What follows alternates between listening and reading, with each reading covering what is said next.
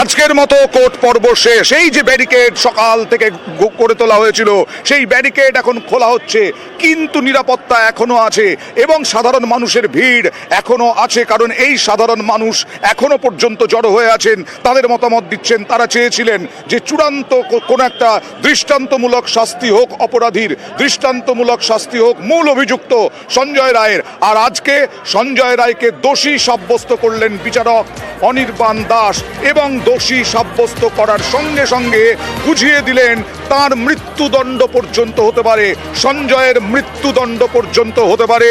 এবং তিনটি ধারায় দোষী সাব্যস্ত হয়েছে সঞ্জয় রায়, তার মধ্যে দুটি ধারাতেই মৃত্যুদণ্ড হতে পারে। কথা বলবো এই মুহূর্তে আমার সঙ্গে রয়েছেন আমাদের প্রতিনিধি অর্ণব।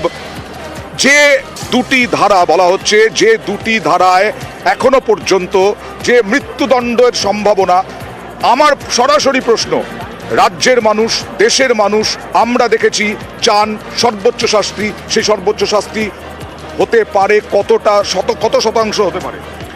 দেখো, বিচারকের যে বডি ল্যাঙ্গুয়েজ আমরা দেখলাম, বিচারক অনির্বাণ দাস এবং সঞ্জয় রায় আজকে আর একটা নতুন যুক্তি নিলেন, তার রুদ্রাক্ষের মালা তার দিকে ইঙ্গিত করে যে সেটা খুলে যেত যদি ধর্ষণ করতেন, ধস্তাধস্তি হতো, বিচারক যেমনটা বলছেন। এবং সেই প্লেয়ার পর বিচারক স্পষ্ট হয়ে যেটা জানিয়ে দিলেন, দুটো সেকশন রয়েছে তার মধ্যে। আমাদের দেশের নতুন যেটা আইপিসির বদলে হয়েছে, ভারতীয় ন্যায় সংহিতা 66 নম্বর ধারা এবং 103 নম্বর ধারা, এই দুটো ধারাতে সর্বোচ্চ শাস্তি কিন্তু ফাঁসি, মৃত্যুদণ্ড। আর 66 ধর্ষণ করে ব্রুটাল রেপ অ্যান্ড মার্ডার, ধর্ষণের কারণেই খুনটা হয়েছে, এটাতেও দোষী সাব্যস্ত হয়েছে, সেখানেও কিন্তু ফাঁসির সর্বোচ্চ শাস্তি রয়েছে এবং সর্বনিম্ন তার হচ্ছে 25 বছর এবং সেটা আমৃত্যুও হতে পারে। অর্থাৎ 66 নম্বর ধারাতে বিএনএসের 25 বছর সাজা, আমৃত্যু কারাদণ্ড নইলে ফাঁসি। 103 নম্বর ধারাতে আজীবন কারাদণ্ড বা যাবজ্জীবন কারাদণ্ড, ফাঁসি। 64 নম্বর ধারা শুধুমাত্র হচ্ছে রেপের, সর্বনিম্ন হচ্ছে 10 বছর, ম্যাক্সিমাম হচ্ছে লাইফ। এবার এক্ষেত্রে বিচারকের যে বডি ল্যাঙ্গুয়েজ, তাতে কিন্তু ক্যাপিটাল পানিশমেন্ট বা ডেথ পানিশমেন্টের কোথাও একটা আভাস কিন্তু এর মধ্যে লুকিয়ে রয়েছে। কারণ বিচারক স্পষ্টভাবে বলছেন যে সিবিআই 50টার মতো প্রসিকিউশন উইটনেস এক্ষেত্রে অর্থাৎ সাক্ষ্য দিয়েছে। সেই সাক্ষ্যের মধ্যে যেটা আজকে জানলাম, এতদিন ইন ক্যামেরা আমরা বলতে পারছিলাম না দর্শকদের, কিন্তু আজকে যেটা আমরা বলতে বাধ্য হচ্ছি, সঞ্জয় রায়ের গায়ে একাধিক আঘাতের চিহ্ন ছিল। সেই আঘাতের চিহ্নগুলো কি করে এলো? সে তার বন্ধুর দাদা অ্যাক্সিডেন্ট হয়েছিল, মেদিনীপুর গেছিল এবং সেখানে রক ক্লাইম্বিং করছিল, এটা তার যুক্তি হিসেবে খাড়া করেছিল। আচ্ছা, রক ক্লাইম্বিং করতে গিয়ে পড়ে যায় এবং তার বুকে এবং শরীরে আঘাতের চিহ্ন, এটা কখনই বিশ্বাসযোগ্য মনে হয়নি আদালতের বা বিচারকের। 2, বায়োলজিক্যাল স্যাম্পেলের পাশাপাশি আমরা জানি সুপ্রিম কোর্টও এটা সিবিআই বলেছিল, টাওয়ার ডাম্পিং টেকনোলজি ব্যবহার করছে সিবিআই। অর্থাৎ সেটা হতে পারে সন্দীপ ঘোষ, সেটা হতে পারে তৎকালীন টালা থানার ওসি অভিজিৎ মণ্ডল, হতে পারে সঞ্জয় রায় এবং একাধিক ব্যক্তি। আমরা জানি না সিবিআই কার সঙ্গে কথা বলেছে। প্রত্যেকের যাদের এই মামলার সঙ্গে যেটা সাযুজ্যপূর্ণ হতে পারে, প্রত্যেককে টাওয়ার ডাম্পিং টেকনোলজি ফোন ব্যবহার করে দেখা হয়েছে এবং অ্যাকিউজডের ওই মুহূর্তে এখনো অবস্থান, সিসি ক্যামেরায় তার ঢোকা বেরোনো, এক্সিট এন্ট্রান্স, তার মোবাইলের অবস্থান, বায়োলজিক্যাল স্যাম্পেল এবং আরও অনেকে দেওয়া সাক্ষ্য, সব মিলিয়ে একটা ব্যক্তিকে দোষী সাব্যস্ত করলে 5টা বা 10টা বা 11টা, এক্ষেত্রে 50টা এই সাক্ষ্যকে পরপর একটা মালার মতো জুড়তে হয়, যেটাকে আইনি ভাষা বলা সার্কামস্ট্যান্সেস চেন। সেটা যতক্ষণ না কমপ্লিট হচ্ছে ততক্ষণ কোনো বিচারক তাকে কাউকে দোষী সাব্যস্ত করতে পারেন না। বিচারক বললেন সিবিআই এক্ষেত্রে যে সার্কামস্ট্যান্সিয়াল চেন অফ এভিডেন্স গেঁথেছে মামলায়, biological sample, tower dumping technology, মোবাইলের অবস্থান, সিসি ক্যামেরা ফুটেজ, তা কিন্তু ম্যাচ করছে। অর্থাৎ এই পারিপার্শ্বিক তথ্য প্রমাণিত শৃঙ্খলটা সেটা সম্পূর্ণ হচ্ছে, তাই দোষী সাব্যস্ত করছে। যেমনটা চার্জ ফ্রেম হয়েছিল 3 ধারায়, বিএনএসের 64, 66 এবং 103 নম্বর ধারায়, যা সর্বোচ্চ শাস্তি, যেমনটা তুমি বললে মৃত্যুদণ্ড।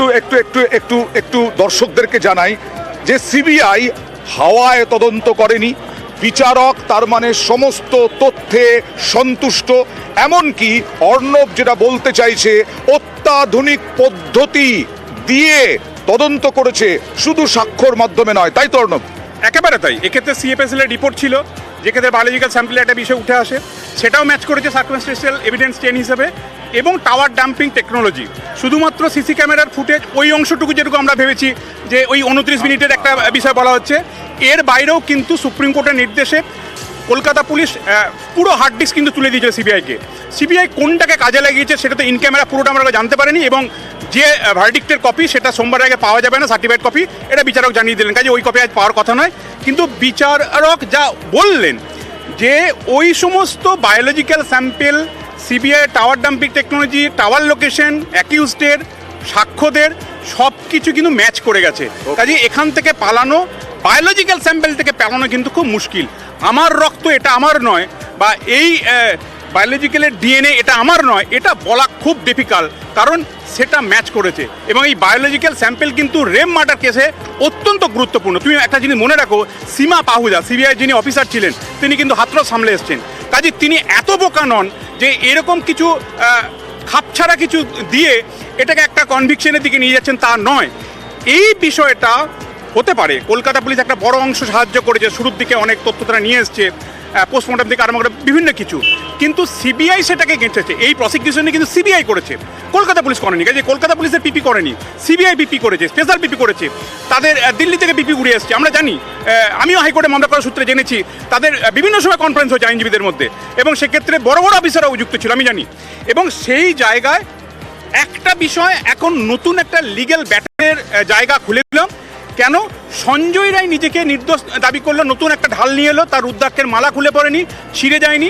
যদি ধস্তাধস্তে বিচারক যেমন বললেন, তুমি ওই সময় গেছো কর্মরত বা ডিউটিরত একজন চিকিৎসকের প্রতি তুমি এরকম অপকর্ম করেছো, এবং ওই 4টে নাগাদ এই ঘটনা ঘটেছে যা ম্যাচ করছে, তোমাকে দোষী সাব্যস্ত করছে, তোমার এই হতে পারে। সঞ্জয় বলল আমার এই হয়নি, সঞ্জয় এটাকে নিজে, অর্থাৎ এই রায়টা সে মানছে না। একই রকমভাবে পরিবারও কিন্তু এই রায় খুশি নয়। পরিবারও বলছে, যেটা আগেও বলেছে, এখনো তারা বলছে একজন নয় একাধিক ব্যক্তি। একদম অর্ণব, পরিবার এই দোষী সাব্যস্ত করার আগে বিচারক শিয়ালদা কোর্ট দোষী সাব্যস্ত করার আগে বাবা মা এসেছিলেন শিয়ালদায়, কোর্টে উপস্থিত ছিলেন, তারা কি বলেছিলেন একবার দেখাই। কেউ বাইরের লোক গিয়ে খুন করে আসবে হসপিটালের, কেউ জানে না, এটা আমি বিশ্বাস করি না। আমি এটা প্রথম দিন থেকেই বলছি, সঞ্জয়ও দোষী, ওর সাজা হবে, জজ সেটা যেটা ভালো মনে করবেন সেটা দেবেন। কিন্তু এই রায় নিয়ে আমার কোনো হতাশও জায়গা নেই, আশারও জায়গা নেই, খুশি হওয়ারও জায়গা। খুশি তো আমি কোনোদিনই আর হব না, কারণ আমার মেয়ের স্বপ্ন কিছুই পূরণ হয়নি। তার আগেই যারা তাকে মেরে ফেললো, কেন মেরে ফেললো, তাদের কি মোটিভ ছিল, আমার অনেক কোশ্চেন আছে। সব কোশ্চেন যেদিন আমি উত্তর পাবো সেদিন আমার মেয়ের আত্মাকে আমি শান্তি দিতে পারবো। ঘটনা ঘটেছে আমার মেয়ের সঙ্গে, এর সঙ্গে সঞ্জয় রায় তো অবশ্যই দোষী, এবং সঞ্জয় রায়ের সঙ্গে আরও অনেকে যুক্ত ছিল। সিবিআই তদন্ত করে এই সমস্তগুলো বের করুন। দত্তপ্রমাণ লোপাটের সঙ্গে অনেকে জড়িত আছে, তারাও কঠোর শাস্তি হোক, সঠিক বিচার। আমরা যারা যারা সঙ্গে যুক্ত সবাইকে সবাই শাস্তি হলেই তবে একটা কিছু আমরা পাবো। তার মানে খুব স্বাভাবিক, আমাদের প্রতিনিধি অর্ণব যেটা বলছিলেন, বায়োলজিক্যাল স্যাম্পেলকে অস্বীকার করা খুব অসম্ভব, সেটা সম্ভবই নয়, অস্বীকার করা যায় না।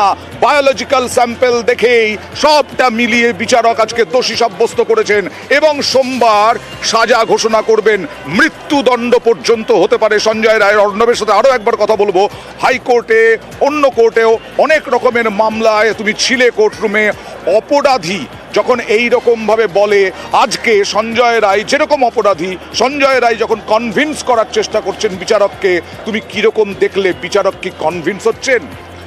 বিচারকের বডি ল্যাঙ্গুয়েজ স্পষ্টভাবে বোঝা যাচ্ছে তিনি যে তথ্য প্রমাণিত পেয়েছেন, বিচারক তাই করেন, তার কাছে তথ্য আসবে, প্রমাণ আসবে, নথি আসবে, সাক্ষ্য আসবে, সেগুলো তিনি দেখবেন।